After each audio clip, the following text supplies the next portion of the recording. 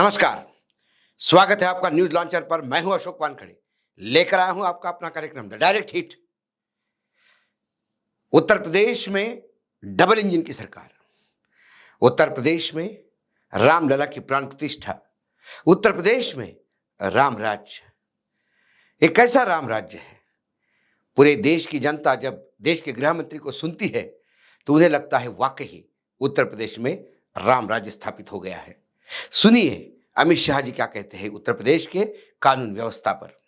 बच्चियां घर से बाहर नहीं निकलती थी। मेरठ में यूनिवर्सिटी होने के बावजूद किराए के घर में रहकर दिल्ली में अपनी पढ़ाई करनी पड़ती थी। सलामती नहीं थी। आज कोई भी त्योहार हो, छठ का हो, दीपावली का हो, 16 साल की बच्ची गहने लादकर स्कूटी पर रात को 12 बजे भी यूपी की सड़कों पर निकल सकती है, कोई डर का। अमित शाह जी बता रहे थे कि उत्तर प्रदेश में समाजवादी पार्टी की जब सरकारें थी, पुरानी सरकारें थी, तो महिला असुरक्षित थी। यहां तक कि बच्ची अपने घर के स्कूल कॉलेज छोड़ के दिल्ली में किराए का मकान लेके रहती थी क्योंकि यहां महिला सुरक्षित नहीं थी।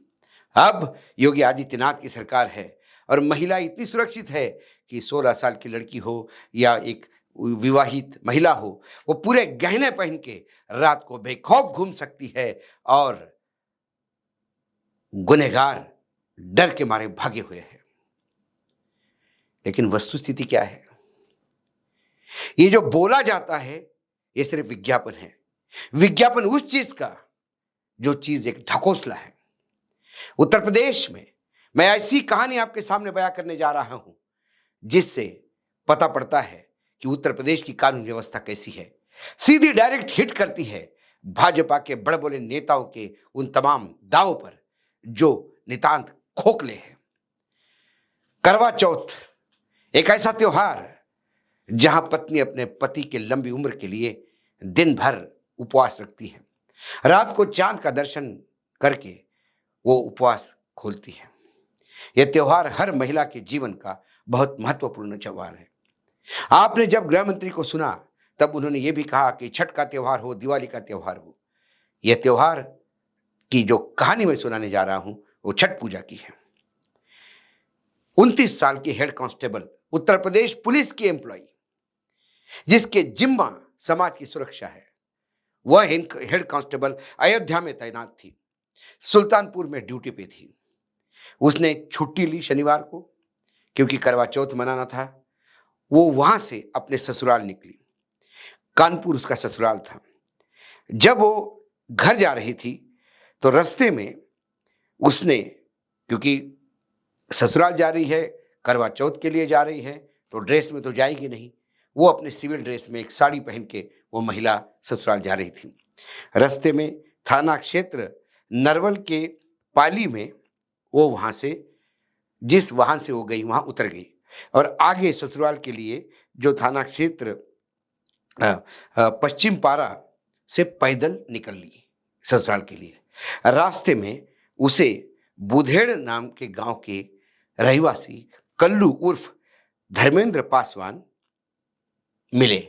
उन्होंने कहा कि मैं तुम्हें गांव छोड़ता हूं, आपके घर तक छोड़ता हूं। उसको बाइक पे बिठाया और ज्यादा रात भी नहीं हुई थी, 7 साढ़े 7 का समय था, शाम का। सूरज डूब चुका था, अंधेरा छाया था, लेकिन वो अंधेरा भी नहीं था रात को 10-11 बजे वाला। थोड़ा सुनसान क्षेत्र क्या देखा, उसने अपनी बाइक रोड के किनारे लगाई और इस महिला को, जो हेड कांस्टेबल है उत्तर प्रदेश पुलिस में, जबरदस्ती घसीट के बाजरे के खेत में ले गई और उसके साथ उसने मुंह काला किया। जब उसके साथ उसने व्यभिचार किया और वो महिला पुलिस में थी तो उसने बहुत स्ट्रगल किया। उस स्ट्रगल में उसने आरोपी की उंगली चबाई, आरोपी ने उसकी पिटाई की, आरोपी ने इतना बर्बरतापूर्ण व्यवहार उस महिला कांस्टेबल के साथ किया कि उसके चेहरे पे कई जगह काटने के निशान दिखाई देते हैं। लेकिन ये सब हो रहा था और फिर उसने शोर मचाना खूब शुरू किया। तब कुछ लोग आए, उसको देखते हुए वो भाग गया। बाद में पुलिस ने जब कंप्लेंट हुई तो अपने ही महकमे की एक हेड कांस्टेबल महिला के साथ ऐसा हुआ, ये सोच के पुलिस भी सकते में आ गई। सर्च ऑपरेशन हुआ, उसके बाद उसे अरेस्ट किया गया। अरेस्ट करने के बाद अब उसके ऊपर कार्रवाई होगी। लेकिन फिर सवाल उठता है कि जहां महिला कांस्टेबल पुलिस कर्मचारी जिसका जिम्मा लोगों की सुरक्षा करने का है, यदि वही सुरक्षित नहीं है, यदि उसके ही इज्जत पे आ पड़ती है और वो भी 7:30-8 बजे रात को, तो फिर 11-12 बजे रात को, आधी रात को गहने पहन के कौन से उत्तर प्रदेश में गृह मंत्री लड़कियों को सुरक्षा देने का वादा कर रहे थे? बार बार लव जिहाद कहना, हिंदू मुसलमानों पे ध्यान देना, बुलडोजर चलाना, यही काम मुख्यमंत्री का रह गया है क्या? यहां तो जिसकी इज्जत लूटी वो भी हिंदू, जिसने लुटाई वो भी हिंदू।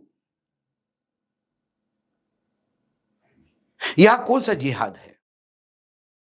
मैं हमेशा कहता हूं, न्यूज लॉन्चर हमेशा इस बात का कहता है कि दंगाई हो, व्यभिचारी हो, डकैत हो, इनका कोई धर्म और जात नहीं होता। यह समाज को एक लगा हुआ कीड़ा है।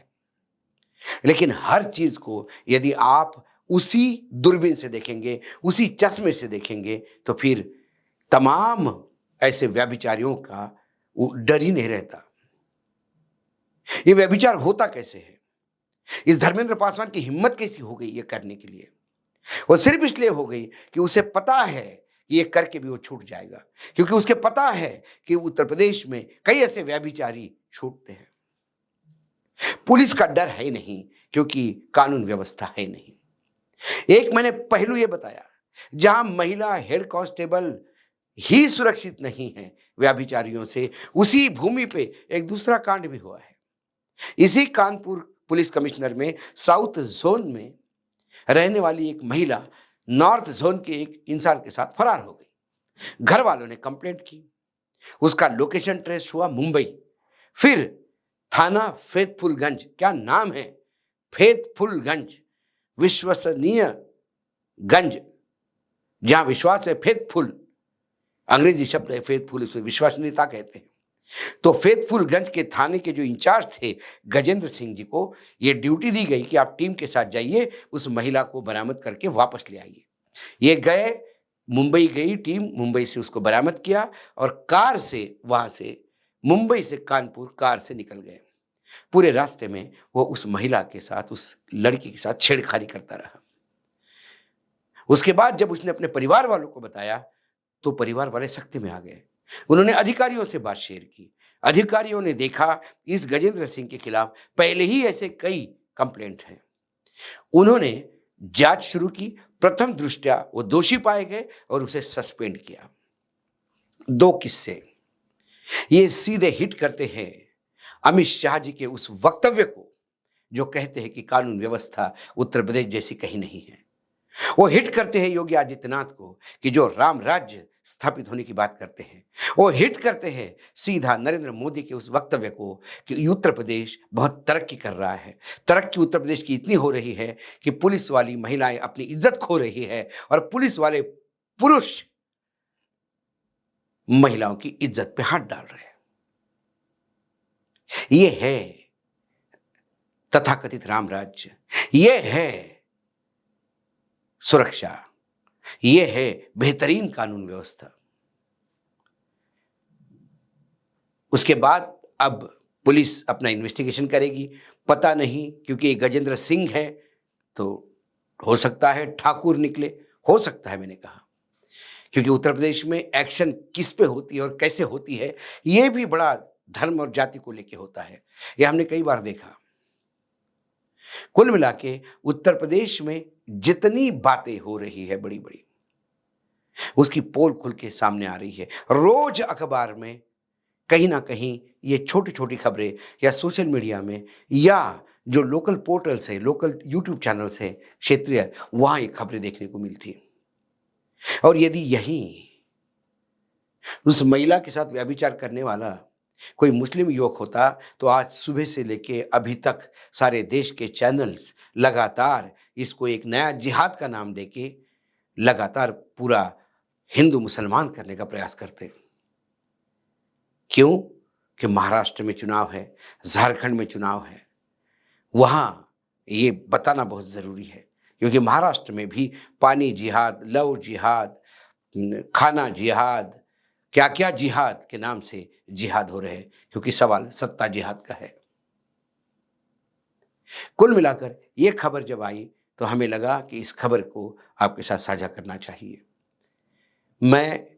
हम पूरी न्यूज़ लॉन्चर की तरफ से हमारी संवेदना है उस महिला के साथ कि जो एक ऐसा त्योहार मनाने अपने ससुराल जा रही थी, लेकिन अपनी इज्जत नहीं बचा पाई।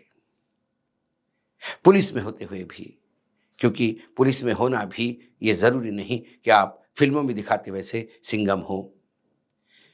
एक स्त्री एक व्यभिचारी पुरुष के सामने हथबली होती है, और व्यभिचारियों का इतना हौसला क्यों बुलंद होता है?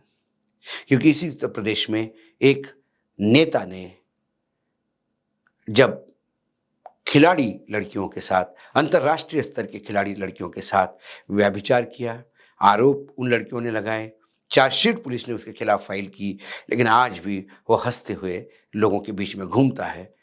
तो फिर ऑर्डिनरी लोगों को भी लगता है कि जब उसका कुछ नहीं हुआ तो हमारा क्या होगा, और इसीलिए यह प्रवृत्ति समाज में बढ़ती है।